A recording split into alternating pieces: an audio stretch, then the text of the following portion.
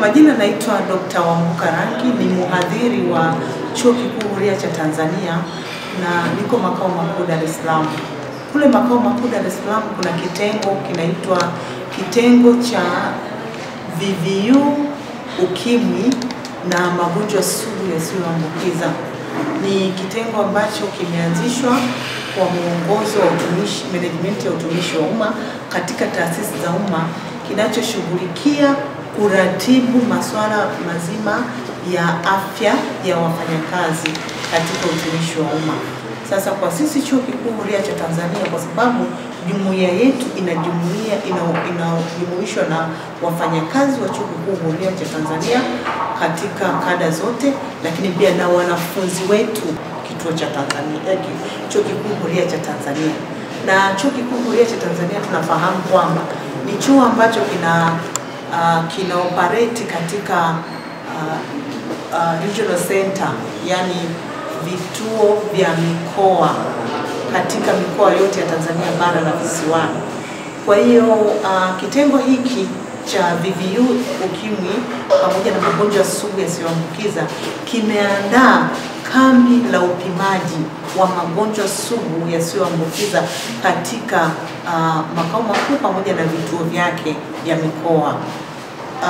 Kwa kuanzia tu tumeanzia vituo 6 vya mikoa, vikiwemo kituo cha mkoa wa Pwani, kituo cha mkoa wa Morogoro, kituo cha mkoa wa Dodoma, kituo cha mkoa wa Singida, kituo cha mkoa wa Tabora na kituo cha mkoa wa Shinyanga, vituo 6.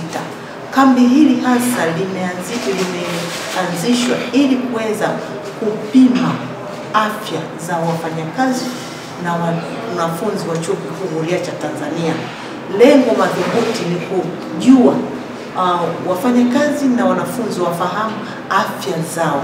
Tunaelewa jambo la afya ndio mtaji, kwa sababu usipokuwa na afya huwezi kufanya kazi, na usipokuwa na afya huwezi ukasoma. Naitwa Caroline Mlozi, mkurugenzi wa Chuo Kikuu Huria cha Tanzania, kituo cha mkoa wa Tabora. Leo tuna tukio la upimaji wa magonjwa yasiyoambukiza kwa kushirikiana na madaktari wa hospitali ya rufaa ya mkoa wa Kitete. Kwa hiyo wataalamu hawa wanapima magonjwa yasiyoambukiza tukiwa tunashirikiana nao hapa Chuo Kikuu Huria cha Tanzania, kituo cha mkoa wa Tabora. Kundi lengo ambalo tulikuwa tumeyalenga kwa leo ilikuwa ni wafanyakazi wa Chuo Kikuu Huria cha Tanzania, kituo cha mkoa wa Tabora, pamoja na wanafunzi wetu. Lakini kundi la tatu ilikuwa ni kwa ajili ya wananchi wanaotuzunguka, ili kwa pamoja tuweze kupata elimu, kwa sababu madaktari wetu walikuwa wamejipanga vizuri kabisa kwa ajili ya kutoa elimu lakini na ushauri pia. Wizara ya Afya imefanya jitihada kubwa sana kuelimisha jamii yetu kuhusiana na magonjwa haya yasiyoambukizwa. Pamoja na hayo, katika mkoa wetu wa Tabora jitihada hizi zimeendelea pamoja na kutoa elimu kwa wale watu ambao tunaona hapo kwenye makundi hatarishi, ikiwemo wafanyakazi na raia wa kawaida, kwa ajili ya kuongeza uelewa kuhusiana na magonjwa haya.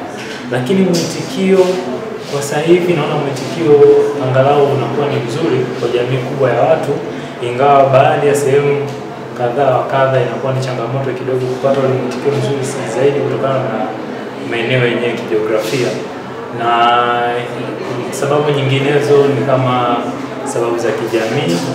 Kuna watu kama jamii ya watu huko Tabora wengi hawajaelimika, kwa hiyo hata hizi huduma ambazo zinatolewa au matibabu yanayotolewa kuhusiana na magonjwa haya yasiyoambukiza, kuna watu wanayachukulia katika mtazamo hasi, lakini kuna watu ambao ukiwaelimisha baada ya muda wanaelewa nini maana ya magonjwa na changamoto zake ni zipi usipochukua tahadhari mapema. Kwa hiyo so far Wizara ya Afya imejitahidi na tunaendelea vizuri. Lakini magonjwa yasiyoambukiza ni mengi. Tunatamani wakati ujao tupime kansa au saratani, lakini tupime magonjwa ya moyo, figo, yote hayo tutaweza kujua status kwenye magonjwa hayo yapoje kwenye miili yetu.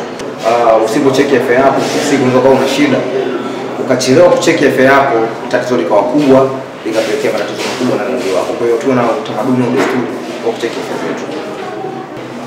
Utaratibu ambao umeanzisha chuo chetu ni mzuri, na tunasema tu wasiishie hapa, waendelee kutoa hili zoezi kila mwaka, kila baada ya miezi kadhaa, ili kuwajengea watu uelewa kadri ya siku na siku. Kila mmoja pia tunacheki afya zetu mara kwa mara ili kujua magonjwa yanayotusumbua, na hasa magonjwa ambayo hayaambukizi, kwa sababu ni vigumu sana kujua kama una pressure kama uko tu umekaa, lakini unatumia vyakula mbalimbali ambavyo vinaweza kusababisha hayo magonjwa. Katika haya magonjwa yasiyo ya kuambukizwa, magonjwa ambayo ni common kuja kuchunguza leo ni ugonjwa wa kisukari, ugonjwa wa pressure na magonjwa ya mfumo wa hewa au upumuaji. Ukianza na ugonjwa wa pressure au shinikizo la juu la damu, kidunia wagonjwa hawa wanazidi kuongezeka na miaka inavyozidi kwenda. Pamoja na katika nchi yetu ya Tanzania tumekuwa tuna ongezeko kubwa la wagonjwa wenye shida ya shinikizo la juu la damu au hypertension. Na kwa takwimu zilizofanyika za shirika la afya WHO mwaka 2023 imeonyesha takriban 35% ya watu wamekuwa na hii changamoto ya magonjwa yasiyo kuambukiza, specifically ugonjwa wa shinikizo la juu la damu.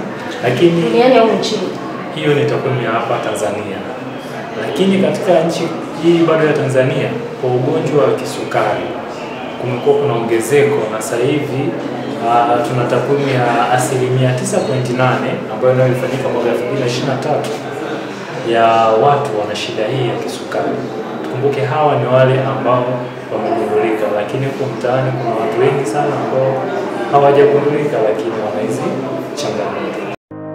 Ili kuwa mwanafamilia bora wa Global TV, usisahau kusubscribe, like, kushare na kucomment. Baada ya kusubscribe, bonyeza alama ya kengele ili kupata taarifa kwa kila video inayopanda Global TV Online.